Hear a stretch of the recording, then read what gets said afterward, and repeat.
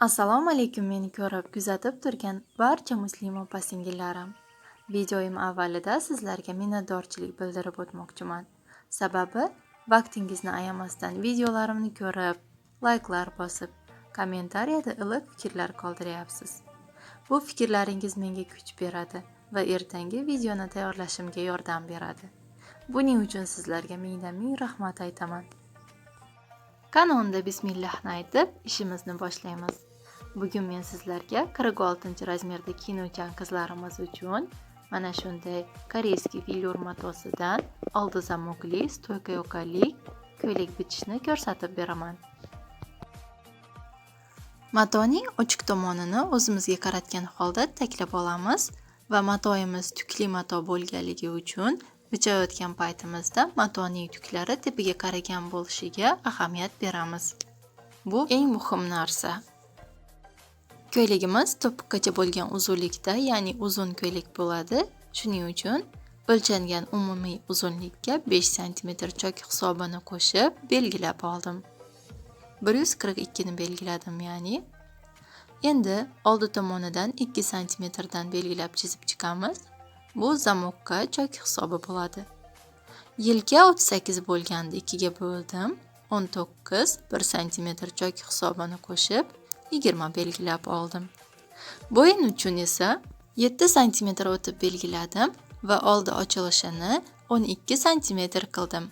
Oldi zamokli bo'lganligi uchun bemalol oldini kichikroq ochishimiz mumkin.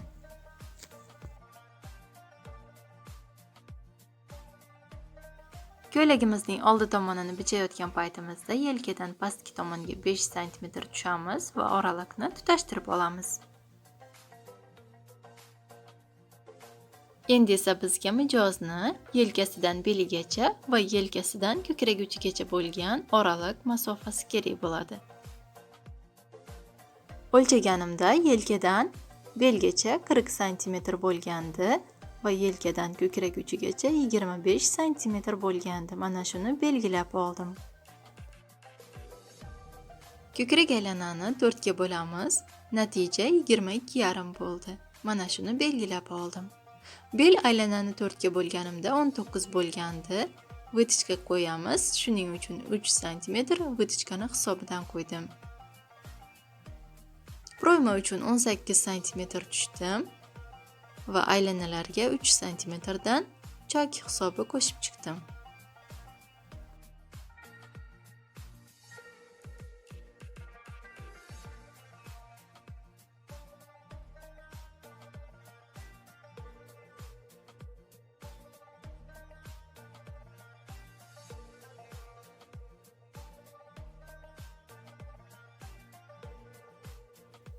Beldan pastki tomonga biyodra aylanasini belgilash uchun 20 sm tushamiz va aylanani biyodra aylanasini 4 ga bo'lib natijani belgilab olamiz. Menda 25 bo'ldi, belgiladim va 3 sm chok hisobini qo'shdim. Etakning kengligini belgilashimiz uchun yonbosh aylanaga 10 sm qo'shamiz. Ya'ni 25 bo'lganda biz etak kengligini 35 qilamiz.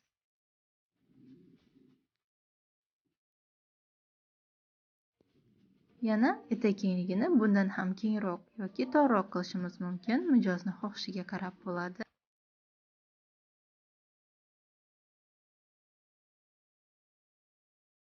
Endi taklangan matoning yopiq tomonidan ko'ylagimizni orqa tomonini bichib olamiz. Umumiy uzunlikka 5 sm chok hisobini qo'shib, ya'ni 1,42 sm ni mana shu joydan belgilab oldim. Yelkaning kengligini 20 sm qilib belgiladim. Yelkadan pastga ko'ylagimizni orqa tomoni uchun 3 sm tushamiz va bo'yinni o'yilishi uchun 3 sm tushdim. Bu joydan esa 7 sm o'tib dumaloq chizib oldim.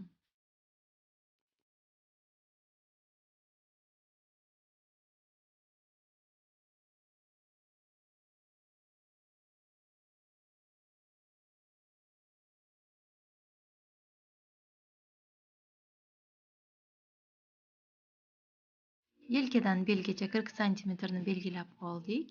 va yelkadan 25 santimetrni ham belgilab oldik.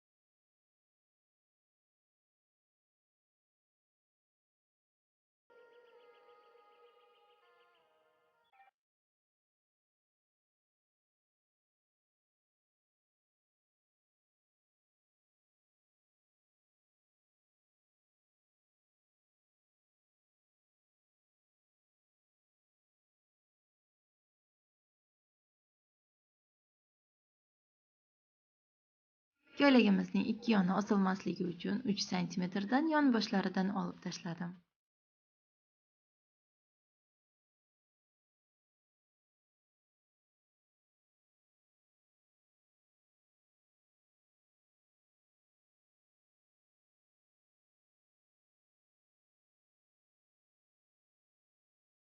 Endi biz vitichkalarni chizib olamiz.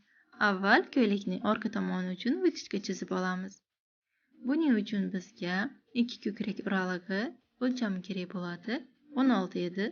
8 cm beldan o'tamiz va belgilab olib, beldan yuqori tomonga 14 dan 18 cm gacha chiqishimiz mumkin. Biz bu joyda 16 cm tushdik. Beldan pastga esa 12 cm tushamiz. Beldan 1,5 cm u tomonga, 1,5 cm bu tomonga o'tib, mana shunday tutashtiramiz. Oldi vitichkani chizish uchun har doim ko'krak uchidan past tomonga 3 cm tushamiz va oralikni belgilab olamiz. 8, beldan ham 8 o'tib, mana shunday belgilab oldik. Beldan past tomonga 12 cm tushamiz.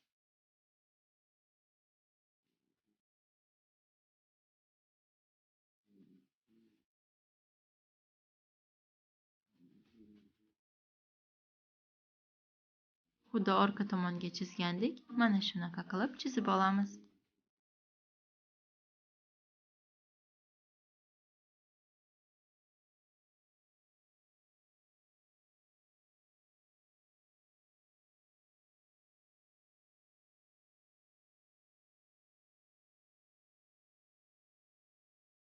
Ko'ylakni orqa va oldi tomonlarini qirqib oldik.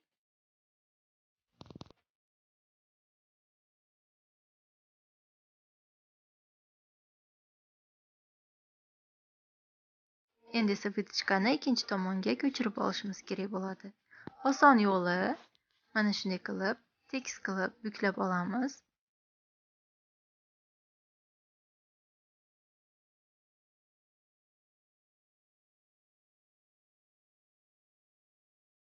Va qo'limiz bilan mana shunday urib, ikkinchi tomoniga ko'chirib olamiz.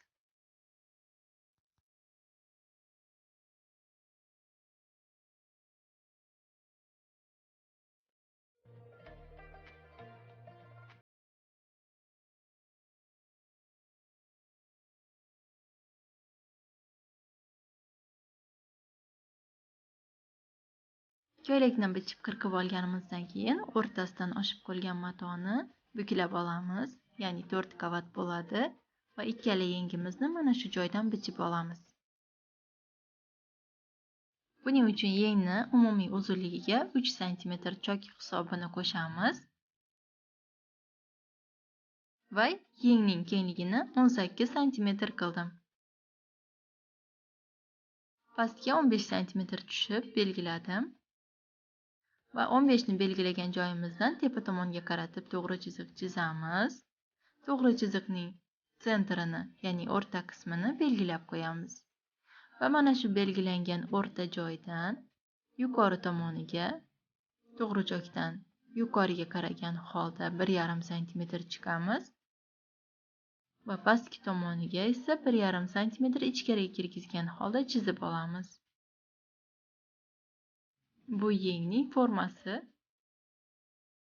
Yengimizni bilak qismini 14 sm qildim.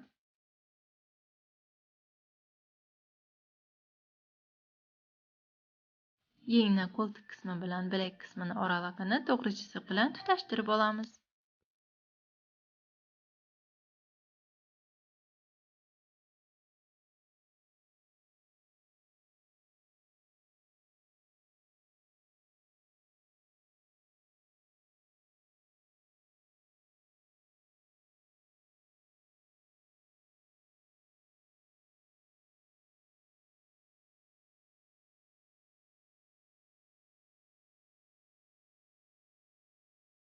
Yengni qirqib olganimizdan keyin o'rta qismini mana shunday belgilab oldik. Endi matoni ochgan holda oldi tomonini 1 yoki 1,5 sm ga ichkariroqqa qilib o'yib olamiz. Bu yengimizni oldi tomoni bo'ladi. Adashib qolmasligi uchun mana shunday belgi qo'yib qo'yamiz. Bu ko'ylakning tikilishini va bitgan holatini ko'rishni istaganlar bo'lsa, kommentariyada yozib qoldiring.